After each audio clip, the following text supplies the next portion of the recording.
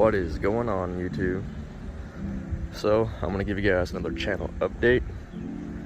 I've uploaded some videos of this car already, but this one's gonna be, you know, my typical average in-depth walk around video of the car.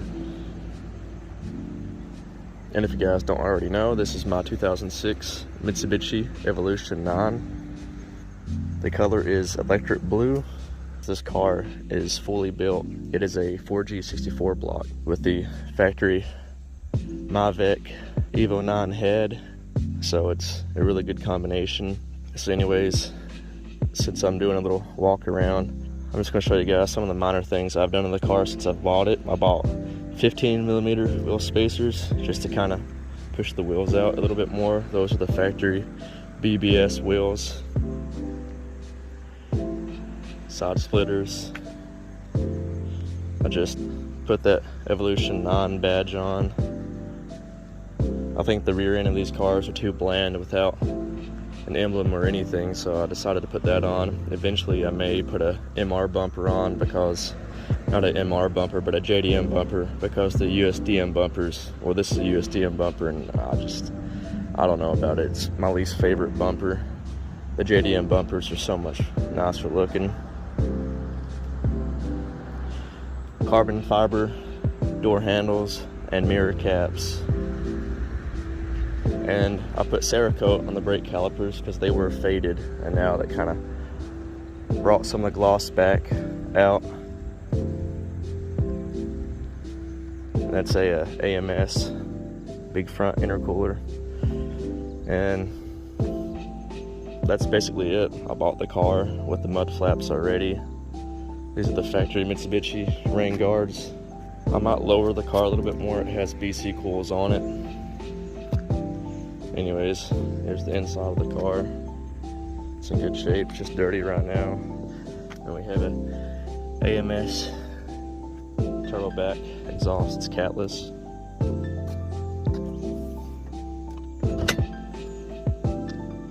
I'll pop this hood real quick.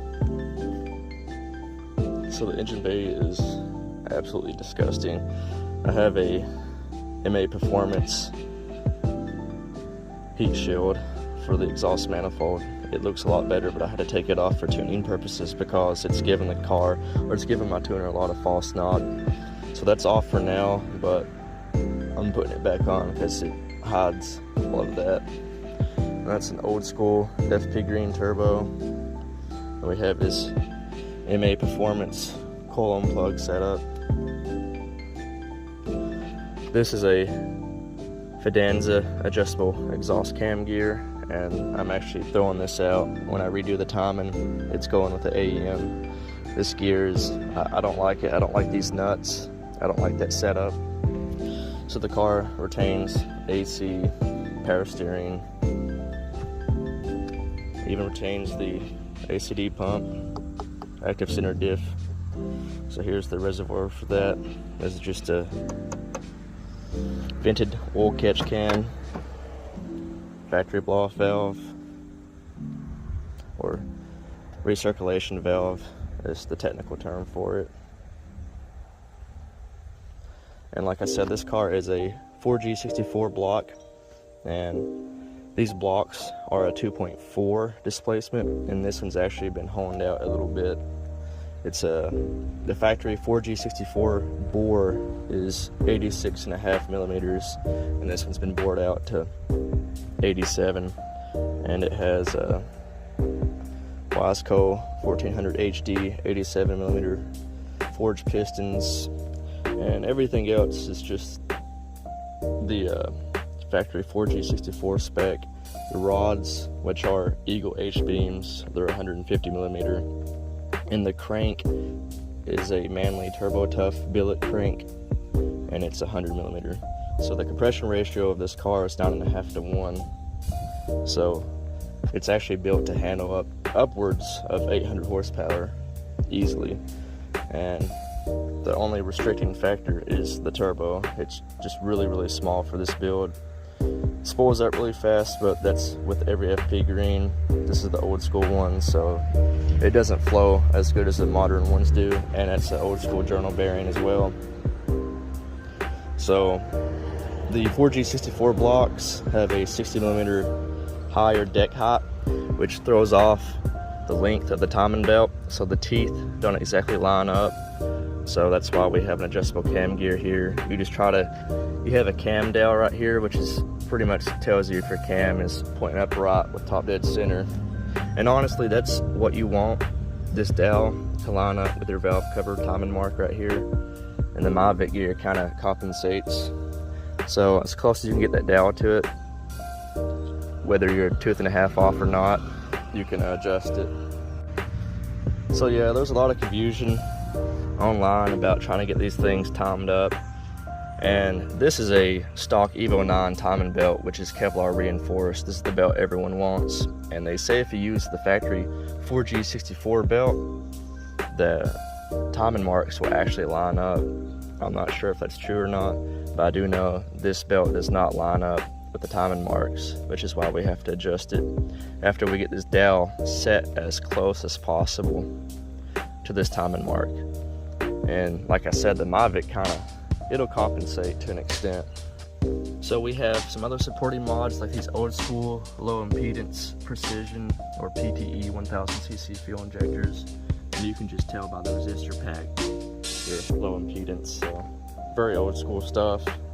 We have this hard pop kit for the intercooler piping. It's all Injen, short ram intake too by Injen. So we have DSS front CV axles, 1000 horsepower axles up front. Factory in the rear, I don't know why, I guess the previous owner just cheaped out, but we do have the 1000 horsepower axles up front.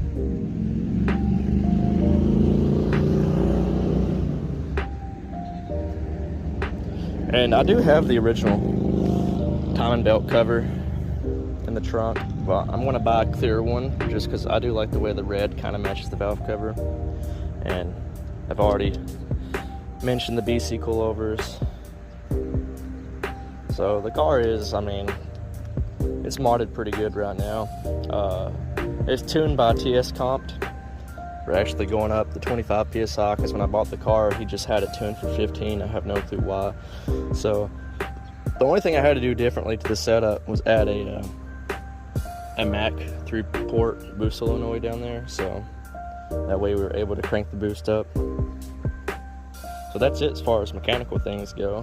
Well, that's all I can think of right now, but I'm going to put the full mod list of this car in the video description. So if you want to look over all the mods on this car, you can, and that way if I did forget something, I'll have that on there. I'm gonna shut the hood and give you guys an overall impression of the paint of the car. So the paint's in really, really good shape.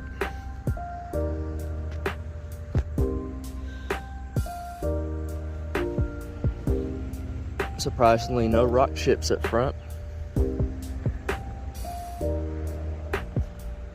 the body's pretty straight all the way around.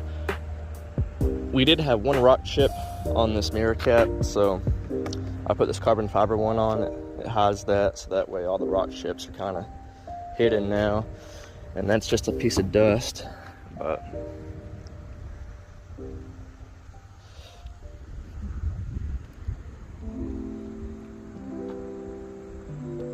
yeah, the car's just overall in really, really good shape, especially for 2006. Now this side of the car right here, I don't know why it's just this side, but we do have a couple rock chips. I want to get a touch-up pin and fix those, but I don't know, it's just all in that general area right there. The rest of the car is great.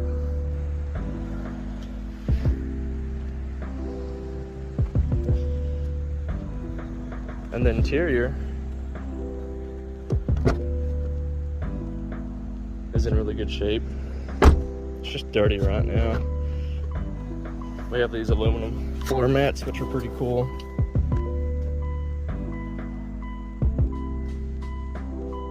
There's the gauges.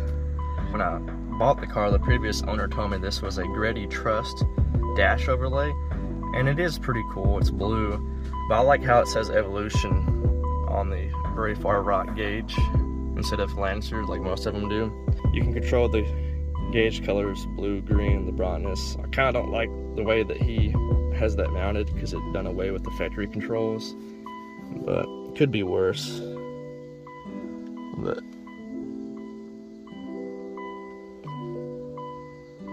yeah, that's basically it. Full overview of my 2006 Mitsubishi